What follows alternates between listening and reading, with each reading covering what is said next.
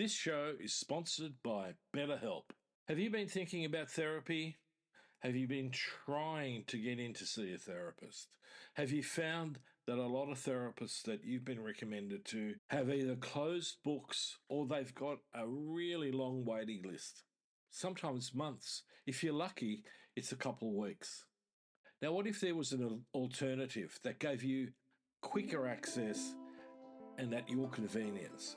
So when starting to think about looking for a therapist, try BetterHelp. It's entirely online, designed to be convenient and flexible to your schedule needs. So just fill out the brief questionnaire and get matched with a registered therapist. You can also switch therapists at any time for no additional charge. So get moving with therapy and visit BetterHelp. BetterHelp.com/Gunter today will give you 10% off your first month. That's BetterHelp, HELP.com/Gunter, GUNTER. Listening to Inspire Change, a broadcast that strives to educate, motivate, and empower men to challenge traditions of masculinity. To guide us through the intricacies and intersections of emotions, relationships, and male identity is renowned psychologist, author, and speaker Gunter Swoboda. This is Inspire Change.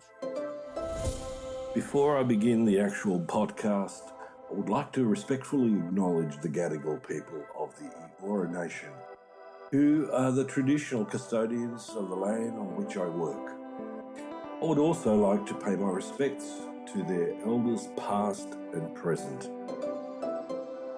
Welcome everybody to another episode of Inspire Change with Gunter.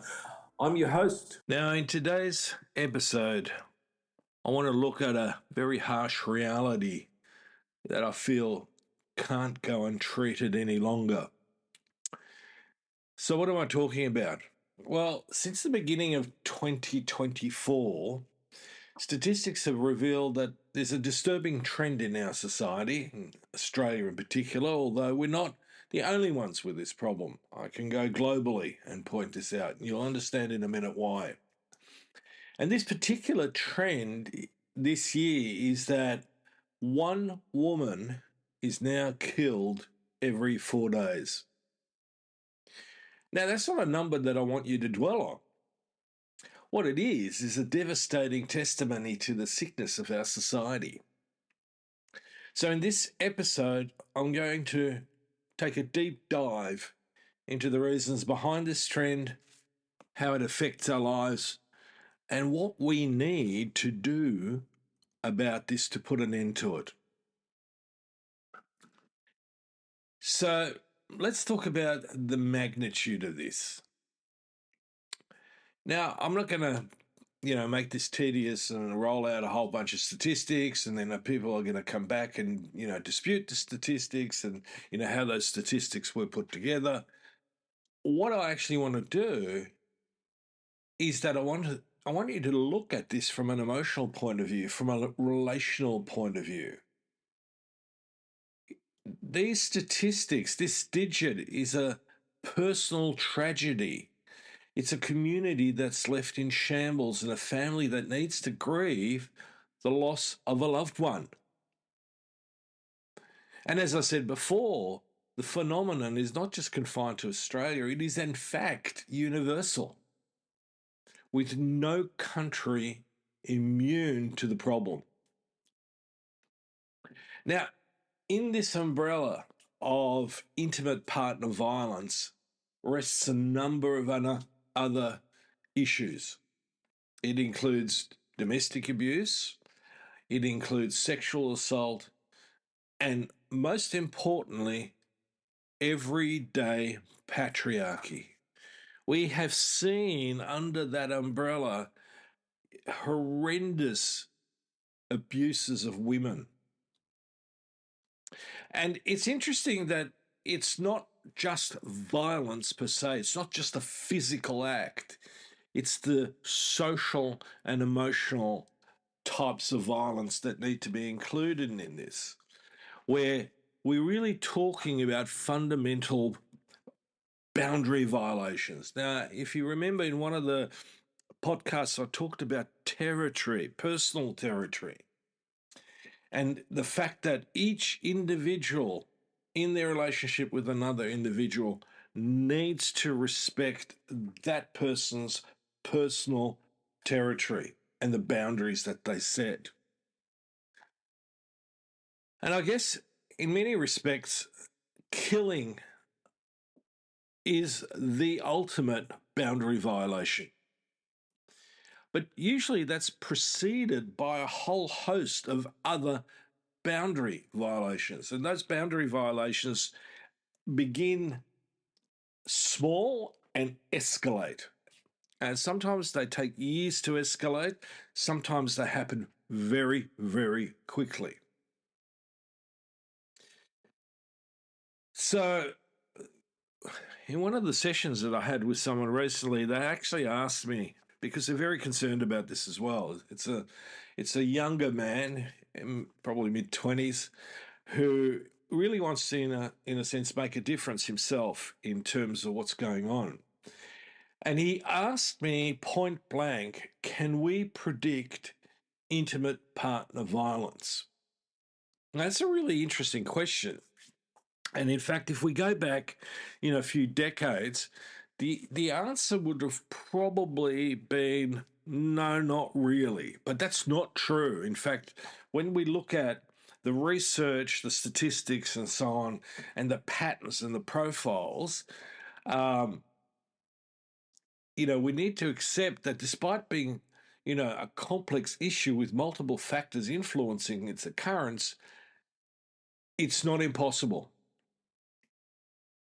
And so researchers and practitioners have been aiming to identify key risk factors that can help in assessing the likelihood of such violence. Now, again, let me reinforce that we're not talking just physical violence. We're talking about the patterns of behaviour that constitute territorial boundary violations. So, one of the things that we can do is sort of a bit like profiling. And, I love watching detective stories and especially forensic stuff. And in it, there's often a team or one person who's really good at putting a profile together, and based on that profile, they catch the perpetrator. So, what are we looking at in this instance? So, first off, the reality is that anybody's past behavior is one of the most significant predictors of future behavior. Individuals who've exhibited abusive and or violent behaviours towards their partner and or others are at a higher risk of perpetrating intimate partner violence in the future. Okay, so really important factor to keep in mind. How the person's behaved in the past has a correlation to see how they're going to behave in the future. Now, some people take an exception to that, but believe me, it is predictable. And I've done a lot of work as a therapist and as a counsellor with both individuals and couples, and especially in couples work where there is, emotional abuse. At some point or another, there is a high probability that emotional abuse goes over the boundary and becomes physical violence. So what's another factor here? Well, we know that certain personality disorders or psychological conditions, such as borderline personality disorder or antisocial personality disorder, have been associated with a higher risk of engaging in intimate partner violence. So, in addition, issues like poor impulse control, severe jealousy, or generally aggressive behaviour in other contexts can also indicate a higher risk. So let's go on to the next one. And this one's really, really important because we have a society that likes to party. So what am I talking about? Well, substance use, especially alcohol and stimulants. I mean, to be honest, my experience of most people who are stoners is they can barely get off the couch. So they actually, are more into peace, love, and mung beans than they are in dominating and controlling from a false sense of bravado, right? And unfortunately, alcohol in the combination dysregulates impulse control and executive function. So I'm not saying that substance use causes intimate partner violence, but it acts as a catalyst in an already violent or volatile situation. Now, the other one, and gets a bit complex. I haven't got the time in this particular podcast to really dive deeply into it. But if you look at the trend in my podcasts, you will see a certain pattern around relationships. So we're talking about relationship dynamics. Now, certain dynamics within a relationship, such as power imbalances, dependency, severe conflict, and or economic stress, contributes to an environment in which intimate partner violence can occur. High levels of conflict and poor communication skills particularly increase the risks. Unfortunately, men are still socialized that if they can't dominate their way in a situation, they'll fight it. They'll become combative. Now, most of us, fortunately, are fairly well regulated. We have good impulse control. We have reasonable executive function. And before anybody gets a bit sort of too caught up in demographics, this is not just a problem amongst the less educated or working class community. This is right across the board. I have worked with professionals who have been perpetrators in their intimate relationship. And most commonly, the pattern that they use is they excuse it for having been triggered. In other words, it's her fault, right? And more often than not, what it was is that he couldn't get his way. She didn't allow ourselves to be, dominated, coercively controlled, and so he lashes out.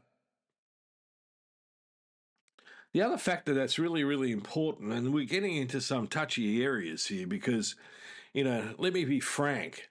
Any culture that is significantly patriarchal and has a distinct attitude, negative attitude, or an attitude that women are not equal to men, increases the risk exponentially. So, what am I talking about? Well, I'm talking about things like honor killings, the domination and control of women through all sorts of social and economic factors. So the cultural norms and social attitudes toward gender roles and violence can play a significant role.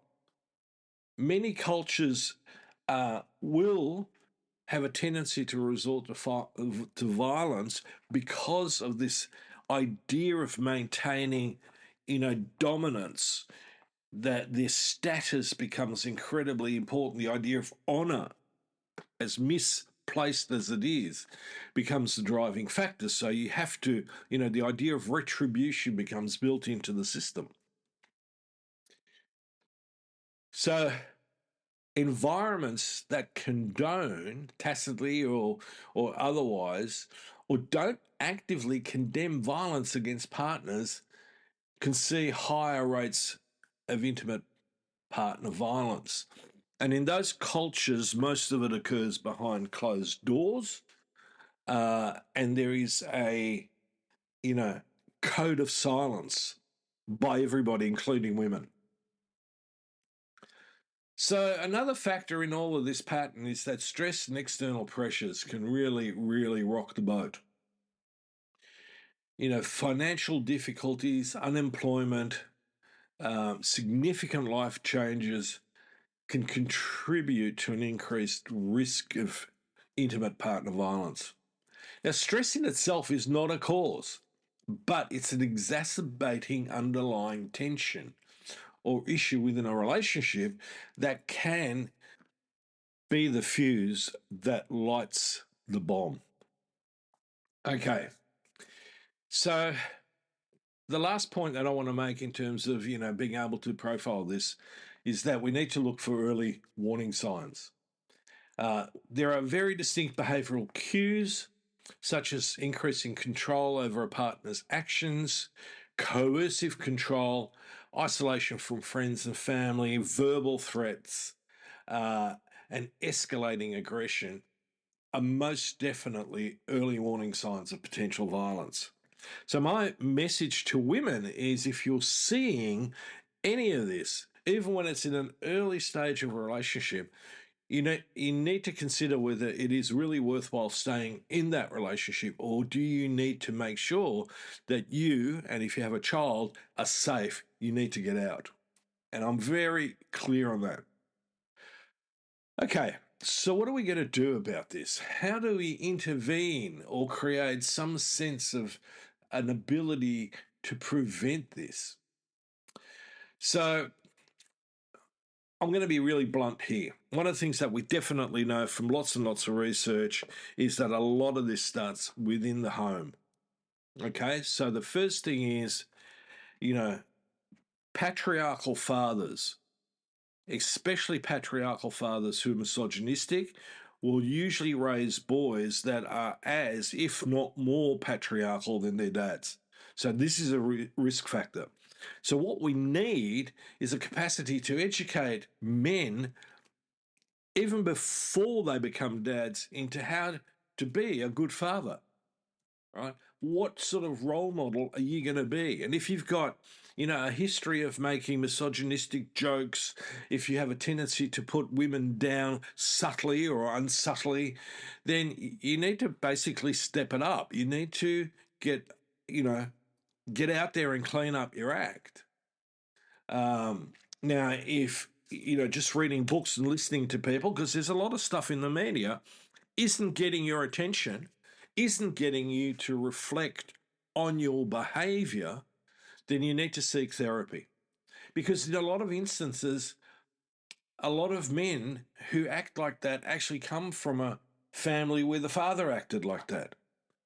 So you need to do some, work on yourself in terms of your attachments, your beliefs about roles and relationships. You need to clear out the psychological basement from all the junk that's going to lead you to dealing with women and possibly men who aren't quite like you differently and more aggressively.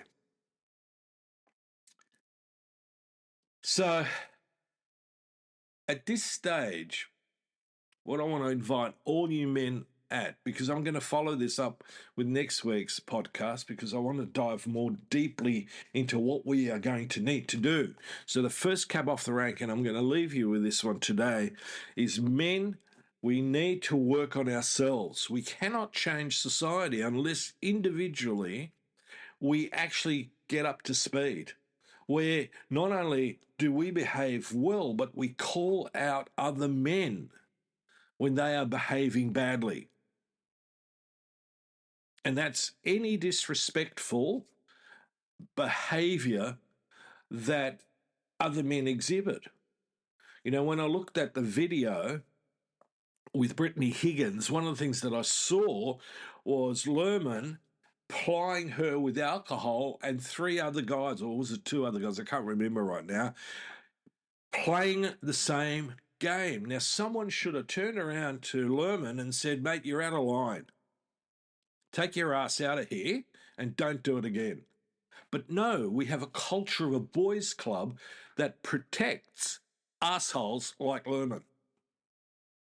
It's just unacceptable. And it perpetuates, misogynistic behavior, and it perpetuates the patriarchy in a way which, raises the risk of intimate partner violence or violence towards women in general.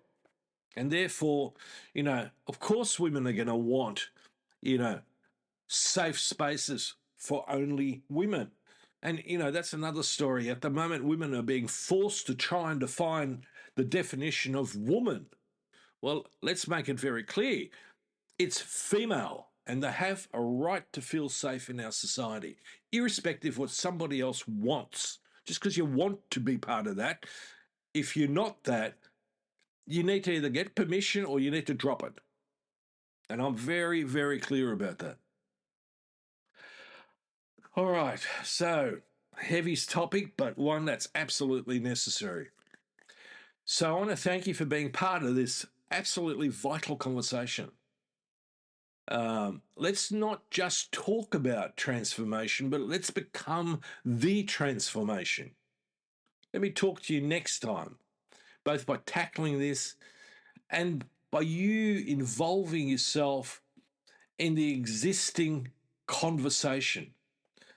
And guys, be brave enough to continue fighting for a future in which no woman needs to reside in dread of physical harm. Until next time, this is me signing off.